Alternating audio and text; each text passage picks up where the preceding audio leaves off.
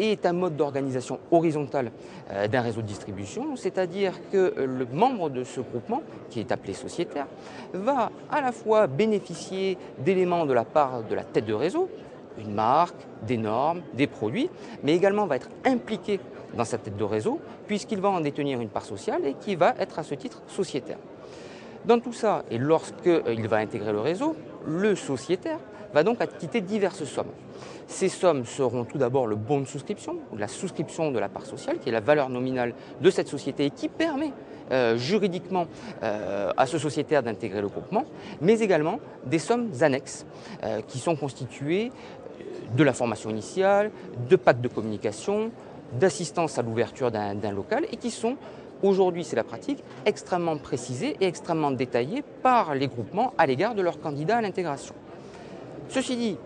un parallèle doit être fait avec ce que l'on retrouve dans des modes d'organisation verticale, comme la franchise ou la concession, où là on parle de droit d'entrée, très spécifiquement, et ce droit d'entrée qui est en revanche globalisé, c'est-à-dire qui n'est pas détaillé, mais qui est globalisé en matière d'organisation verticale, et qui comprend exactement les mêmes choses, mais avec une somme qui, elle, est généralisée, et prévoit effectivement cette possibilité, ce droit d'intégrer le réseau, également la formation initiale, également diverses assistances à l'ouverture, mais dans un socle global et commun qui est appelé le droit d'entrée.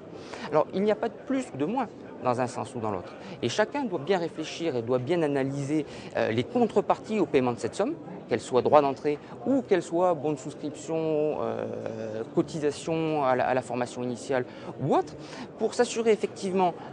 que l'équilibre est préservé, c'est-à-dire que cette contrepartie est bien réelle par rapport au paiement d'une somme, et que deuxièmement, il va s'y retrouver dans le temps et qu'il va avoir, s'il devait comparer des réseaux, les mêmes choses que ce soit un droit d'entrée ou que ce soit effectivement un éclatement de chacun des éléments, toujours pareil, bonne souscription, coût de la redevance et coût de la formation initiale ou assistance au démarrage. Dans le calcul des coûts, ces sommes seront effectivement affectées. Ce qu'il faut, c'est pouvoir les isoler et les identifier en pouvant dire derrière et précisément qu'en contrepartie du droit d'entrée, telles choses sont apportées. Mais il peut effectivement y avoir, dans le cadre du droit d'entrée, l'intégration d'un coût de développement du réseau dont le sociétaire va profiter ensuite, puisque étant membre de ce réseau, il va immédiatement profiter de tous les effets de levier, de tous les investissements qui peuvent être réalisés, toujours pareil, dans le cadre de ce groupement, dont il est, et c'est toujours la spécificité, associé, puisque ça lui permet effectivement d'intégrer l'administration, le fonctionnement et la vérification du déroulement de son groupement.